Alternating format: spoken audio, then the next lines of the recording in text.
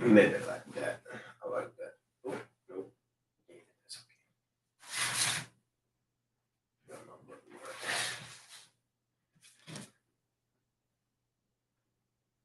right. Well, good morning. Hopefully, boo watching.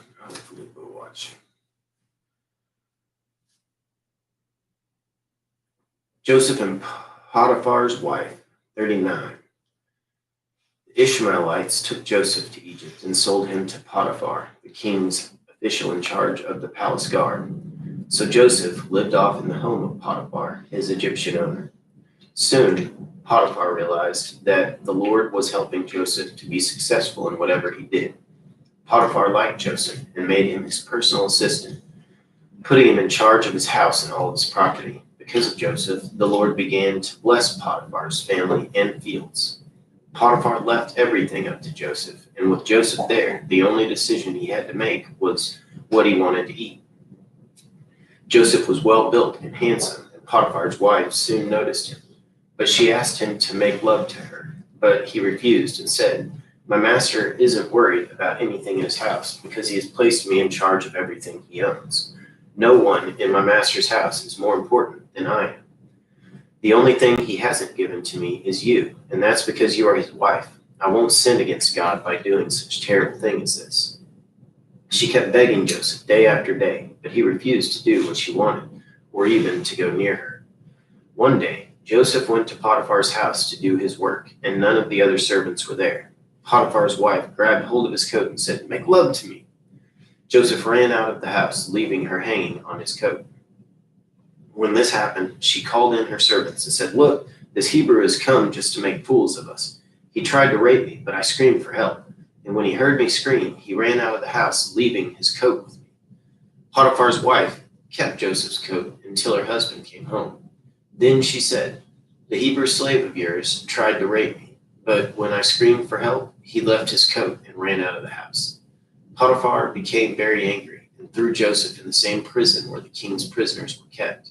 While Joseph was in prison, the Lord helped him and was good to him. He even made the jailer like Joseph so much. He even made the jailer like Joseph so much that he put him in charge of the other prisoners and of everything that was done in the jail.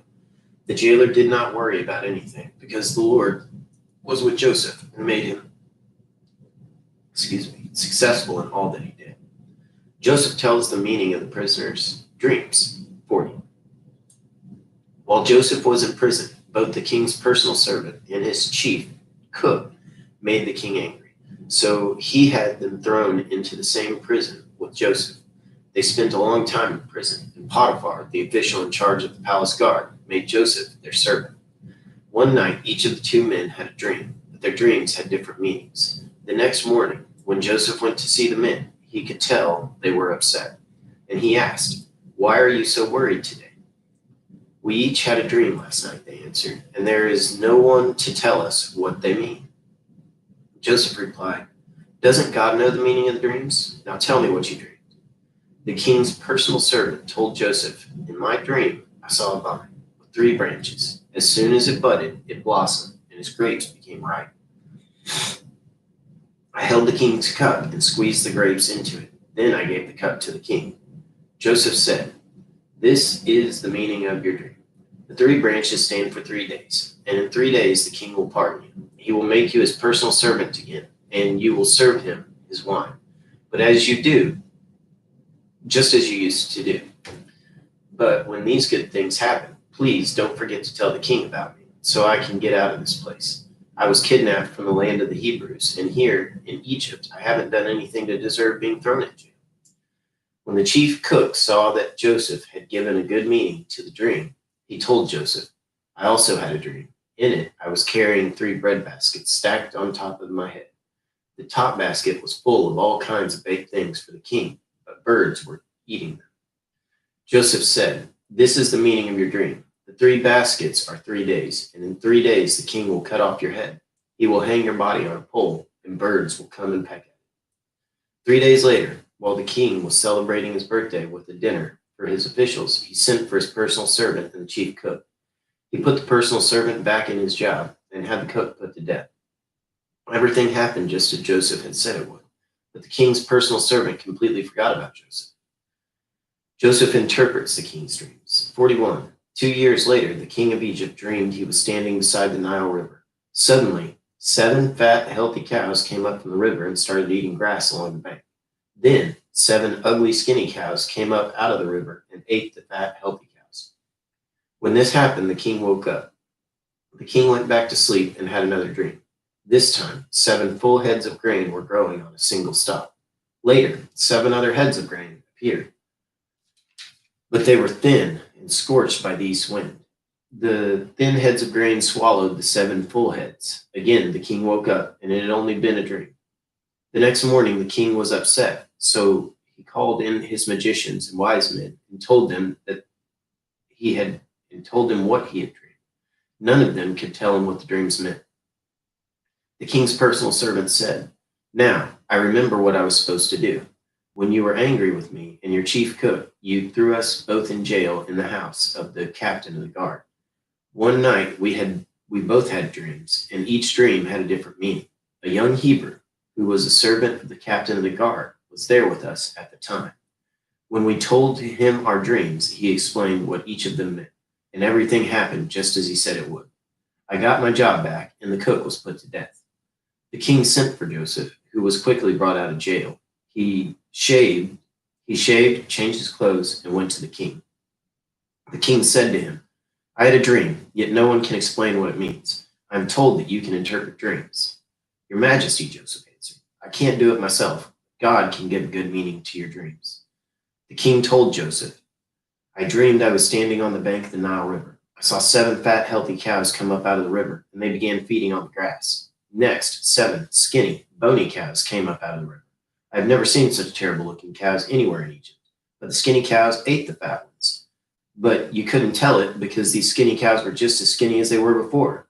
Right away, I woke up. I also dreamed that I saw 7 heads of grain growing on one stalk, and the heads were full and ripe. Then 7 other heads of grain came up, and they were thin and scorched by the wind from the desert. These heads of grain swallowed the full ones. I told my dreams to the magicians, but none of them could tell me the meaning of dreams. Joseph replied, Your Majesty, both of your dreams mean the same thing, and in them God has shown what he is going to do. The 7 good cows stand for 7 years, and so do the 7 good heads of grain. The 7 skinny, ugly cows that came up later also stand for 7 years, as do the 7 bad heads of grain that were scorched by the east wind.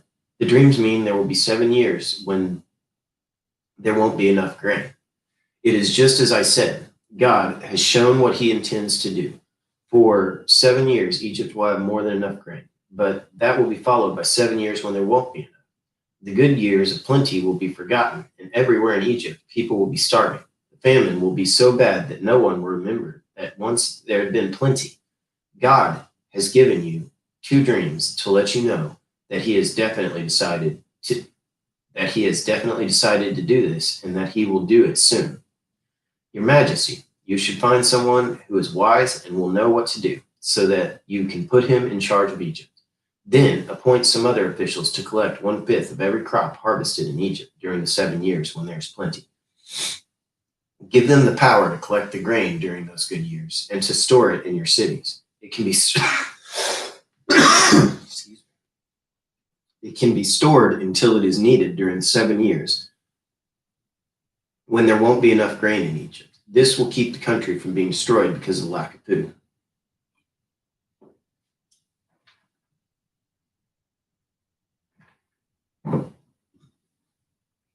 Joseph is made governor over Egypt. The king and his officials liked this plan, so the king said to them, No one could possibly handle this better than Joseph, since the Spirit of God is with him. The king told Joseph, God is the one who has shown you these things. No one else is as wise as you are and knows as much as you do. I'm putting you in charge of my palace, and everybody will have to obey you. No one will be over you except me. You are now governor of all Egypt. Then the king took off his royal ring and put it on Joseph's finger. He gave him fine clothes to wear and placed a gold chain around his neck. He also let him ride in the chariot next to his own, and people shouted, Make way for Joseph. So Joseph was the governor of Egypt. The king told Joseph, Although I'm king, no one in Egypt is to do anything without your permission. He gave Joseph the Egyptian name Zaphaneth-Paneah, and he let him marry as Asenath, the daughter of Potiphar, a priest in the city of Heliopolis. Joseph traveled all over Egypt. Joseph was 30 when the king made him governor, and he went everywhere for the king. Crystal just reminded me that we have prayer through the church. I better go do that.